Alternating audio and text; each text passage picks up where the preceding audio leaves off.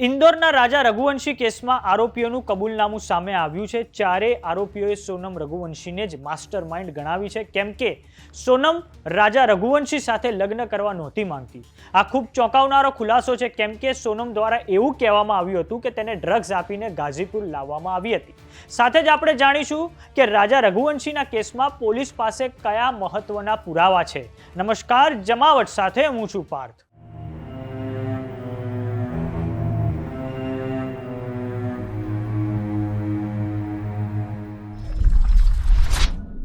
ઇન્દોરનો honeymoon કાંડ, જેમાં એક ટ્રાન્સપોર્ટ બિઝનેસમેન રાજા રઘુવંશી અને તેની પત્ની સોનમ રઘુવંશી મેઘાલયના શિલોંગમાં હનીમૂન માટે ગયા હતા। તે પછી ત્યાં રાજા રઘુવંશીની હત્યા કરવામાં આવે છે। હવે આ કેસમાં નવી અપડેટ સામે આવી છે કે રાજા રઘુવંશીના ચારેય હત્યારાઓએ સોનમ રઘુવંશીને જ માસ્ટર માઇન્ડ ગણાવી છે, કેમ કે સોનમ રાજા રઘુવંશી સાથે લગ્ન કરવા નહોતી માંગતી। આ ખૂબ ચોંકાવનારી વિગત છે, કેમ કે સોનમ દ્વારા એવું કહેવામાં આવ્યું હતું કે તેને ડ્રગ્સ આપીને ઉત્તર પ્રદેશના ગાઝીપુર લાવવામાં આવી હતી। હવે તો રાજા રઘુવંશીના ભાઈ સચિને સોનમની મા પર એવો આરોપ લગાવ્યો છે કે રાજાની હત્યામાં સોનમ રઘુવંશીની માતા પણ સામેલ છે। હવે સોનમ રઘુવંશી સહિત ચારેય આરોપીઓને મેઘાલયના શિલોંગમાં લાવવામાં આવ્યા છે। આ તમામ આરોપીઓને શિલોંગની કોર્ટમાં રજૂ કરવામાં આવશે।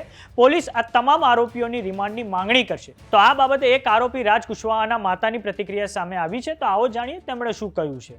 मैं बस यही कहूंगी सर कि मेरा बेटा ऐसा नहीं है, वो कभी ऐसे काम नहीं कर सकता। वो बहुत छोटा है, बहुत अपने तीन बहनों की जिम्मेदारी उठाता है। जब से उसके पापा न रह गए, जब से वो कपड़ा मार्केट में काम करता था, रात में आता था तो खाना खाता था, फिर न्यूज़पेपर डालने जाता था, फिर सुबह कपड़ा मार्केट जाता था। तो एक हमारे पड़ोसी भैया सब रहते करते थे, तो उन्होंने बताया कि यहाँ पे काम कर लो। गोविंद भैया के यहाँ का नाम नहीं उनका लिए, पर बोलते कि यहाँ पे काम कर लो तो तुमको अच्छा रहेगा। तो वो यहाँ से जाके वहाँ काम करने का एक दिन गया तो बोलते मम्मी अच्छा मैं काम कर लूंगा।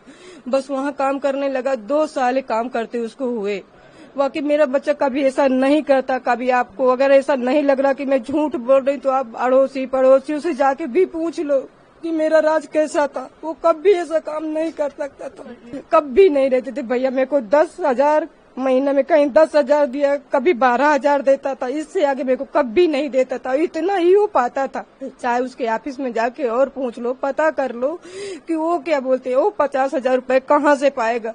बच्चियों को मैं पढ़ाई नहीं होता, मेरी बच्चियों की स्कूल जाके पता कर लो, उसके सर भी उनको पैसे के लिए फीस नहीं लेते थे। साल भर फ्री मेरी बच्चियों को पढ़ाया है। कमला नेहरू में पढ़ती थी, साल भर फ्री पढ़ाया।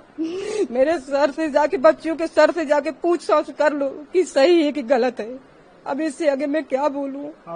હવે વાત કરીએ કે સોનમ રઘુવંશીની વિરુદ્ધમાં કયા મહત્વના પુરાવા પોલીસને હાથ લાગ્યા છે। આ તમામ પુરાવામાં પોલીસની પાસે ચારેય આરોપીઓનું કબૂલાતનામું છે, જેમાં તેમણે કહ્યું છે કે તેમણે જ રાજા રઘુવંશીનું મર્ડર કર્યું છે। સાથે જ માસ્ટર માઇન્ડ સોનમ રઘુવંશી હતી। પોલીસ આ સાથે જ હોટલના માલિકનું નિવેદન લેશે, જ્યાં સોનમે અને રાજાએ સ્કૂટી ભાડેથી લીધું હતું, જે થકી તેઓ હોમસ્ટે પર ગયા હતા। ઉપરાંત એ દુકાનદારનું નિવેદન પણ નોંધવામાં આવશે, જ્યાંથી હથિયાર ખરીદવામાં આવ્યું હતું। આરોપી આકાશની ટી શર્ટ પર લોહીના ડાઘા છે। સોનમના રેનકોટ પર પણ લોહી લાગેલું છે। કોન્ટ્રાક્ટ કિલર્સના ફિંગરપ્રિન્ટ જે સામે આવ્યા છે। આ ઉપરાંત તમામ ઇલેક્ટ્રોનિક ગેજેટ્સ અને તેની કોલ ડિટેલ્સ સામે આવી છે।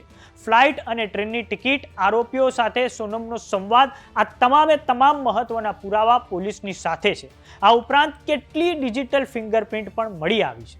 તો રાજા રઘુવંશીના કેસમાં હવે શિલોંગની કોર્ટ શું કરે છે તે બાબતે જે પણ અપડેટ હશે અમે તમને આપીશું। તો કેવો લાગ્યો અમારો વિડીયો અમને કોમેન્ટ બોક્સમાં લખીને જરૂર જણાવો।